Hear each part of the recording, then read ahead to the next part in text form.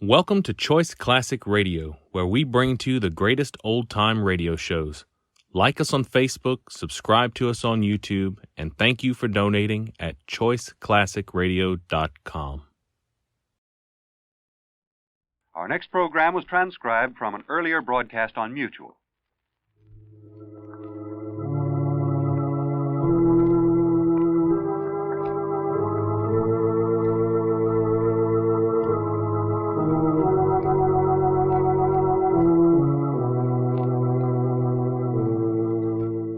Who knows what evil lurks in the hearts of men? The shadow knows.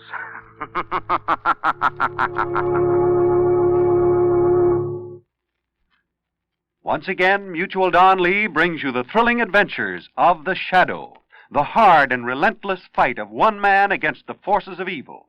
These dramatizations are designed to demonstrate forcibly to old and young alike that crime does not pay. You know, friends, there is no better buy than a United States government savings bond. Consider its advantages. It is the safest investment in the world. It will never be worth less than you pay for it, and it grows in value with each year, paying you back at maturity $4 for every $3 invested. Not only that, if an emergency arises, your bond is easy to redeem. You get back what you pay for it, plus any interest that is accrued. So here you have the prize investment in the world, the safest investment with the best return. Remember, you can buy U.S. savings bonds through the regular payroll savings plan at any bank or post office. Buy U.S. savings bonds and hold them. But now, the Shadow.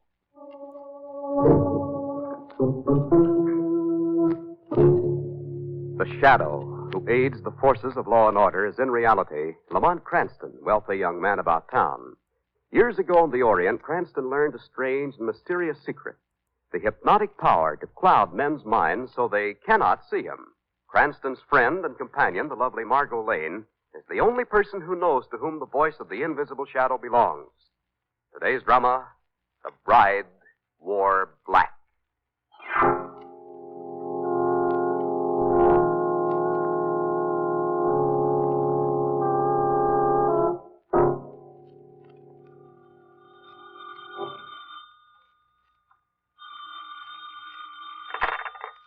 Hello. Mr. Lamont Cranston? Mr. Cranston speaking. Mr. Cranston, I have a long-distance call for you. Go ahead, please. Hello, Lamont. This is Phillips. You remember me? Phillips. Yes, of course. This is a surprise. Lamont, I'm at my family home. You've got to save me. I'm losing my mind. Wait a minute, old man. Calm down. What is this? I know about your work, Lamont. People you saved. There's something horrible happening here. You've got to get me out of here. Hurry before it's too late. Where is your home, Phillips? Well, it's... Phillips! Can you hear me? No. Not that again. Keep away from me. Phillips, answer me. Hello. I can't stand anymore. Keep away from me. Lamont, come quickly. Get me out of here.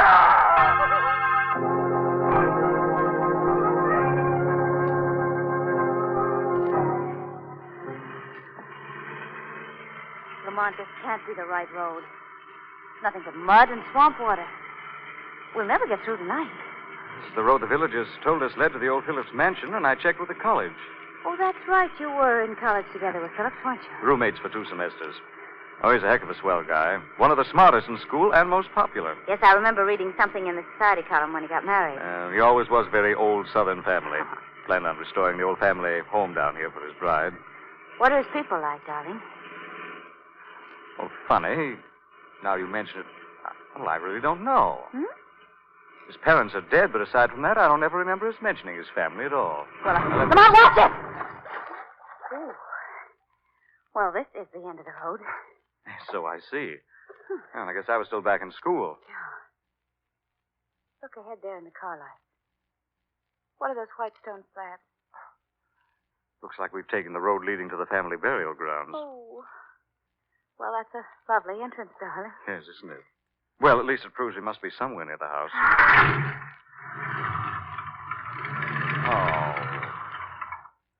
Oh, it's no use, darling. We're hopelessly stuck. You mean we have to wade through that stuff?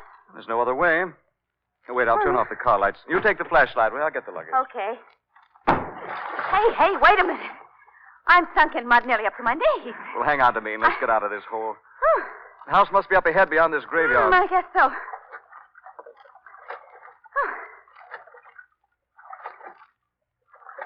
Lamont. Hmm? Lamont, there's something alive squirming down here. It's a swamp rat. Oh. That kicks it. It's swimming away. Ooh. All right, come on. Sorry, I'm frightened. Walking over these graves. Hold the flashlight steady. Yeah, but... What's that? No, raise the flashlight. Lamont, it's a huge man. And he's wading toward us. There's blood on his face and body. Go. Go. Run away quick. What's the matter with him? Go. Go, the swamp devil will get you. Lamont! Lamont, he grabbed me! Are you all right? Yes. Yes, I'm all right. Look, darling, he's fallen. Face down in the swamp. Oh, Lamont, it's so horrible. His body's all cut and bleeding. He's dead, darling. Look, the water's alive with swimming little animals. Rats. Swamp rats. Oh, Now hurry back to the car. can't run. I'm bogged down in the mud. Grab onto me, darling. They're after us, Lamont. They're after us. Wait. Oh, look, they're swimming away. Oh, those dogs barking, that scared them away, I guess. If someone's coming, I can see a beam of a flashlight through the trees. Well, thank goodness you came. What are you doing on this property? I'm Lamont Cranston. This is Miss Lane. We're trying to reach the Phillips mansion. Have you seen a big manservant out here? Yes, we have. Shine your flashlight down there. It's Japheth. He's dead. Is that why you have the dogs? You were looking for him. Poor Japheth. The swamp rat's got him. Your servant?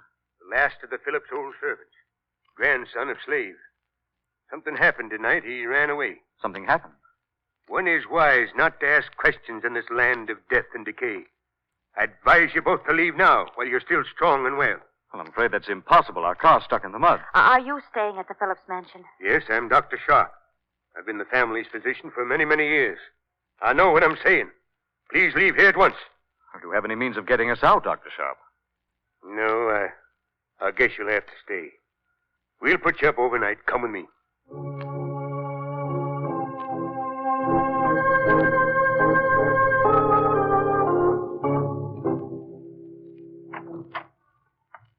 Well, here we are. I'll show you upstairs to your room. Oh, it's a tremendous old place, isn't it? It must have been beautiful in its day. Nothing stays beautiful here, Miss Lane. The swamp land is master. Here are your candles. Last night's storm put out the lighting system. Well, I'd like to see my friend Phillips before we retire for the night. I'm afraid that's impossible. I've given him drugs. He's a very sick man. He'll sleep until morning. Well, what about his wife, then? His wife? Haven't you heard? I know. I haven't seen Phillips since we were both in school. Young Phillips' bride died shortly after they arrived. Died? What happened to her? Nobody knows. Like every living thing here, she just wasted away. Sounds as though we're due for another electrical storm tonight. If I can use the telephone, I'll call the village and get someone to pull my car out in the morning. The phone's down the hall in that little side room. But first I'll show you to your rooms. I'd like to retire. Oh, very well. Come on, darling. As soon as you've made your call, I advise you to stay in your rooms. Things happen here at night that it's better you don't see. Come, Dr. Sharp, you don't mean ghosts. I'm a scientific man, Mr. Cranston, and not easily taken in. I've seen a figure roaming these halls at night. A woman in a bridal gown and veil. Not in white, but in black. Are you saying that that's Philip's dead wife? That I don't know. She wears a heavy black veil over her face. Somebody's tricking you, Doctor. There's no one living in this mansion but Phillips and me. Now that Japheth is gone. Don't tell me you haven't tried to catch this ghost. Yes, I have. It's impossible, you see. I've come really quite close to her. But she always disappears. Here, these are your rooms. Huh?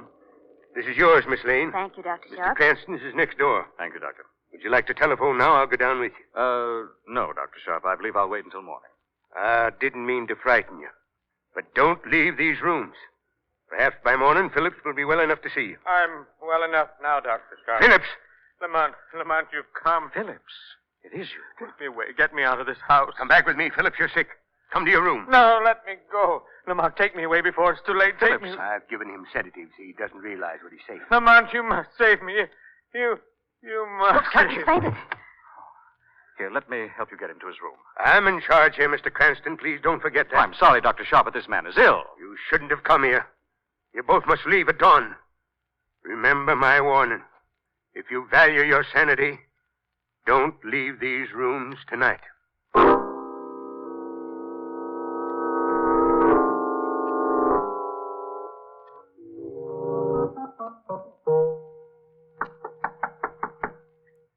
Margot.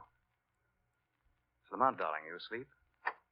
Oh, no, darling. I haven't even tried. Come on in. But where have you been? I've been frantic. I went to your room just a little while ago and you were gone. I went downstairs to the telephone after Dr. Sharp and Phillips left. Well, you said you'd wait till morning. I wanted to throw Dr. Sharp off guard. Oh. Found something interesting, Margot.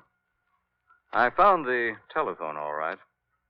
Torn out from the wall. But you said Phillips called you from here. That's why the phone went dead. You know, there is something evil in this house. Listen. Yes. I thought I heard it before when you were downstairs, but It's in the hall. It's coming closer. Lamont, please don't open that door. Come here, Margot, quickly. But... so dark in the hall, I can't see a thing. Oh! There, in the flash of lightning, the figure of a girl. Yes, I saw it, too. She's dressed in black. Stand back, she's passing the door. She has a black veil over her face.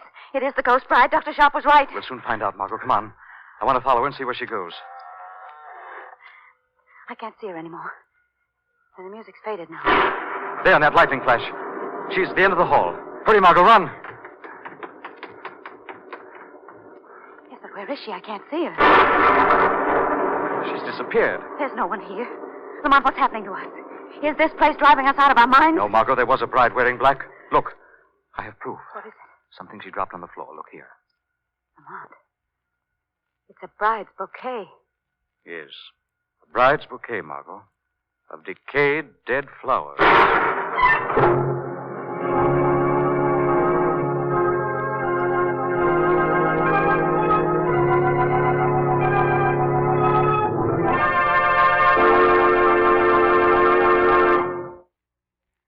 Friends, have you ever thought about the day when you will own your own home or start your own business? Have you given thought to how best to provide a college education for your children?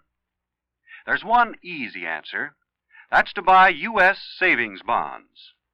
These are the same bonds you bought during the war. The only difference is in their name. Instead of war bonds, the Treasury Department calls them U.S. savings bonds. They pay the same rate of interest. You receive $4 at maturity for every $3 invested today.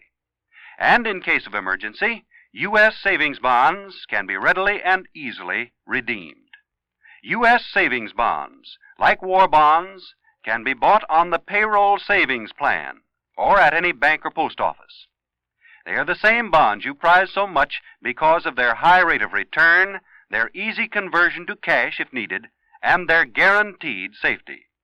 Yes, the best investment in the world today, the best investment for your own future is U.S. savings bonds. Buy them and hold them. And now, back to the shadow.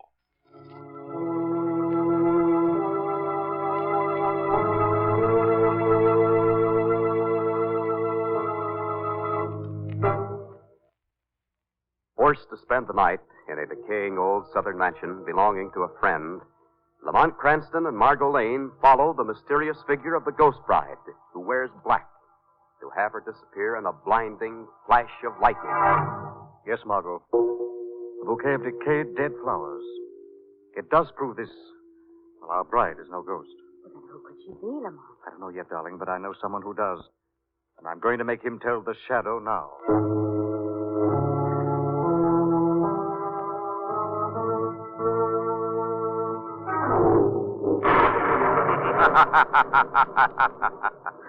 There is no sleep, no rest for you, Dr. Sharp, in this house filled with fear. Who's that? Who's in this room? The voice of the shadow speaks to you over the storm. Ghost? It can't be a ghost. No more a ghost than the bride who roams this house clothed in black. You've seen the bride? Who is she, Doctor? Who is this woman dressed in black? I don't know. I won't tell you. She's a ghost. Let her alone. Here is proof she is no ghost, Doctor. What's that? Something dropped onto the floor. A bridal bouquet, Dr. Sharp. It's hers. Young Philip's dead wife. You lie. No, it's the truth. She brought it here with her after the wedding. Kept it until she died. You attended her during her illness? I did all I could for her. I sat with her until the last breath, when the sun's last rays fell across her bed. In the new room she'd learned to love so well. The sun's last rays. The new room she'd learned to love. What are you saying? Thank you, Dr. Sharp. Now the shadow knows where to find the bride in black.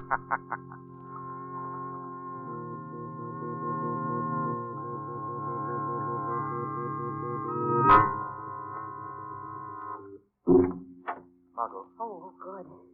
What did the shadow find out? the location of the room where Philip's wife died or was supposed to have died. Dr. Sharp tell you? Without meaning to. Come down the hall with me quickly. The last rays of the sun. That proves the room is in this wing facing the west. The new room she'd learned to love must be the one room I noticed they'd restored. I saw the new woodwork and windows as we came up over the hill tonight. Well, then it's down at the end of this hall here where the bride in black disappeared. Yes. Listen. Yes, and look, Lamont. There's a light coming from under that door. You see it there? It's flickering like candlelight. Come on, darling. What's a nursery? It's newly decorated and it's shining clean. There's no one here. Well, there are children's toys all over the floor. Just look at these blocks. You put down my toy block. Lamont. That man in the doorway. You come to steal my plaything. You come to take them away. Let me have the blocks, Be Margot. careful, Lamont. That man is a giant. My mother, Miss Betsy, say your bad people come to this house. Miss Betsy, your mother? Lamont, he's got a knife in his hand. Now I come to kill you. Please, let's get out of here. Now you don't go, or I'll kill you with my play knife. Lamont, he's raising the knife. Put that knife down. Put it down. Get out of here, Margot. Lamont! Oh, darling. Darling, what happened? He's fallen. Must have slipped somehow. Drove the knife into his own body. So big and awkward. Poor devil. He had the mind of a little child. Said his mother, Miss Betsy, told him we were here. Miss Betsy? Lamont, do you think this man with the knife could have killed the servant, Japheth? I don't know, darling. I just remembered something. Something out of the past. Wait a minute. There's a door leading from this nursery into another room. The new room. Most westerly of all. Yes, and the music is coming from in there. Let's try the door. Oh, golly, there's a gust of wind blew the candle out. There in the lightning. Come on, it's a coffin. It's a coffin with a body. And it's sitting up. What do you want in here? Hand me the candle, Margot. I have a match. Go away. I'm sleepy. Here you are. It's the bride dressed in black. She's raising the veil. Oh, Lamont, that's the face of an old woman. She couldn't be Philip's bride. No. Wait, I'm going to try something. Miss Betsy. Miss Betsy, is that your name? Yes, Miss Betsy, they always call me, even after I'm married. Why do you wear black and sleep in a coffin, Miss Betsy? In mourning for my husband. He killed himself when our poor child was born. Was that horrible creature her son? Are you Miss Betsy, Philip's older sister? You wrote to him at school. I remember a letter now. I heard your name. Oh, wait. Let me sleep in my coffin here. They're all cursed. We shall die. Miss Betsy, have you ever seen this bouquet? It's mine. It's mine. She gave it to me before she died. Who did? He gave it to me. The pretty one who was married. He was going to have a baby. But she never did. She died. A baby? She never had the baby. She died first. Now, we're all going to die. Who are you afraid of? Tell me, Miss Betsy. I can save your life. Yes. Yes, I'll tell you. Well, who? Miss Betsy, tell. He is a mad, fiendish devil. Much madder than I. I'll tell you his name. Come on, I've gone blind. There's something wrong with my eyes. That bolt of lightning struck the coffin. Take it easy. Take your hands from your eyes. Oh, It'll be all right. I guess so. It's better now. No, Margot, keep away from that coffin. Lamont. Oh, Miss Betsy. I didn't want you to see. Look. Look on the floor beside the coffin. That's the harmonica. Yes, I believe it is, Margot. Let me see. Darling, look at this. Oh, for goodness sake, there's a wire attached to the coffin. It's leading out to that window over there. Yes. Leads up the side of the house. That bolt of lightning was no accident. You mean this woman was murdered? By a wire from a lightning rod grounded on this metal coffin here. There's a killer in this house, Margot, trying to wipe out this whole tragic family. And you think that your friend Phillips might be next? Yes. Come quickly, Margot. He's the only member of this family who's still alive.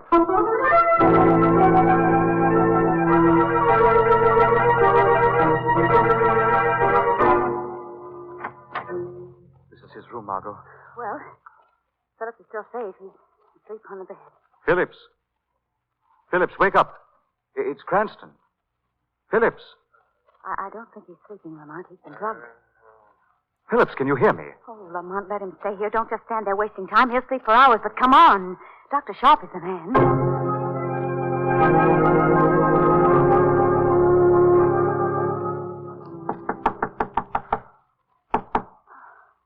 There's no answer. There's a light under Dr. Sharp's door. The room's empty. Look, the window's open. Yes, he's gotten away. Come on! Come and get me! Come on, see if you can! Where's that voice coming from? Look, down there, Margot. Yes. Yes, there's a man running towards the swamp. It's Dr. Sharp, Lamont, and he's escaped. Come on, we've got to stop him. Oh, we'll never find him in that horrible swamp. I know a way. What are you doing? Taking Dr. Sharp's coat. We'll let the dogs lead us to him. They'll follow his scent.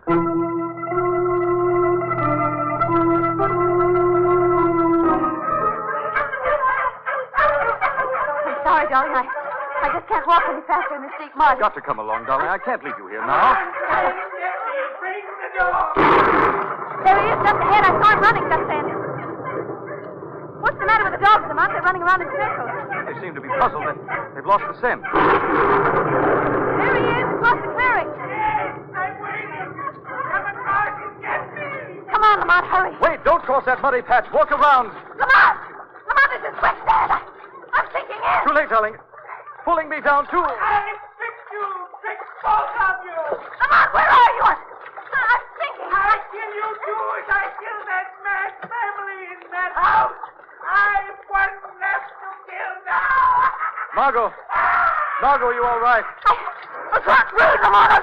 I'm going down. I can't breathe.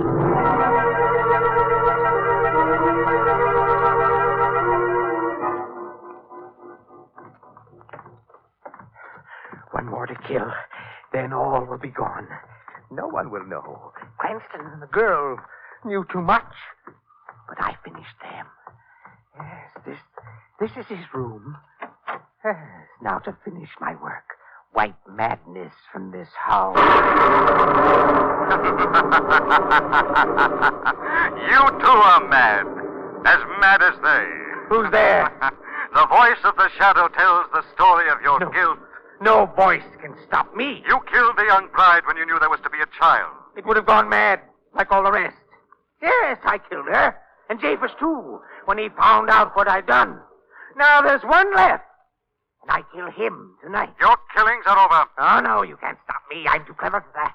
I'll run away now, and I'll be back. Keep away from that window. Let go of me. You can't escape the shadow. No. Shadow can use brute force against madness, as well as great skill.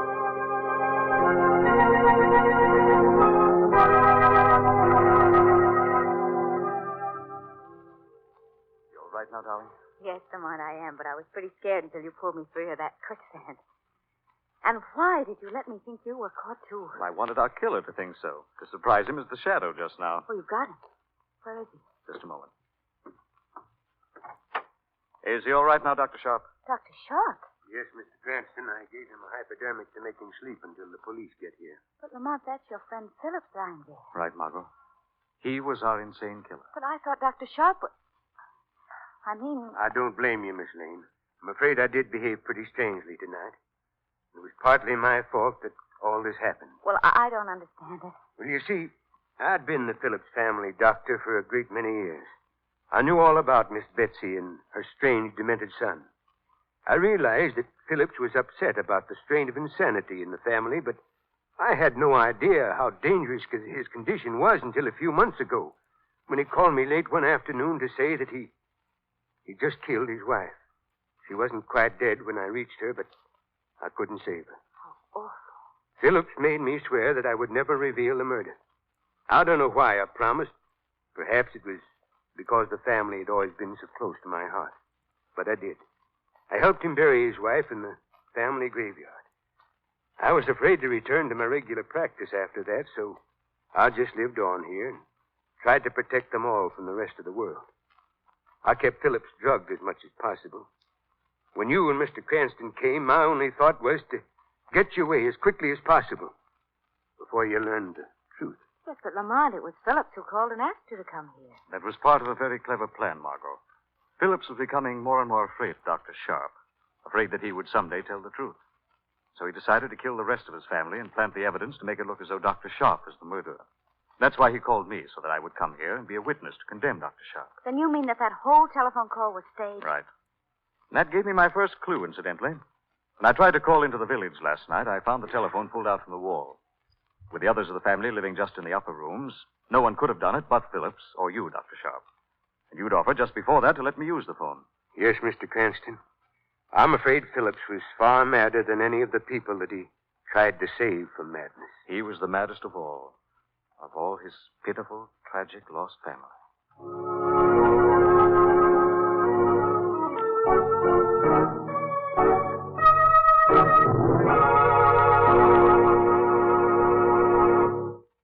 Millions of people are still buying bonds through the payroll savings plan.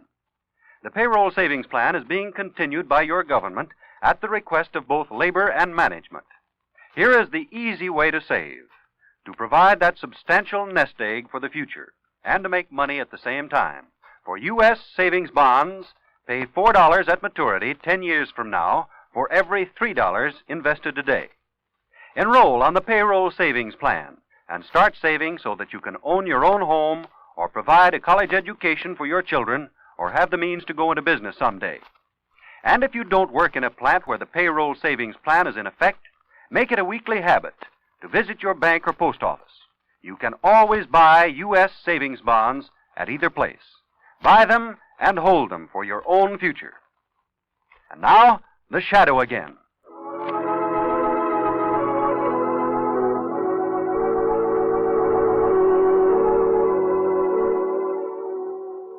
The Shadow program is based on a story copyrighted by Street and Smith Publications. The characters, names, places, and plot are fictitious. Any similarity to persons living or dead is purely coincidental.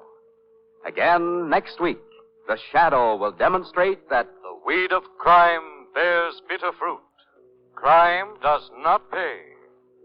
The shadow knows.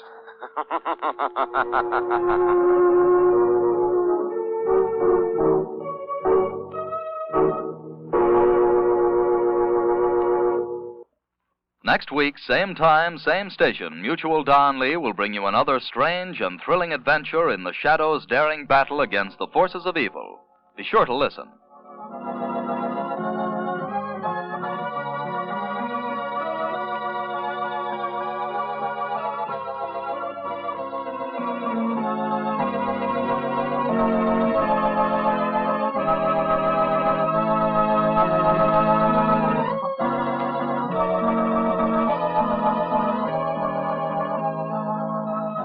Remember, friends, the payroll savings plan is the easy way to save because the amount of money you authorize from your pay envelope is applied directly to the purchase of your bonds. If you're not now enrolled in the payroll savings plan at your company, enroll now. Plan for your own future security. Buy and hold U.S. savings bonds through the payroll savings plan. This program was transcribed from Mutual. This is the Mutual Don Lee Broadcasting System.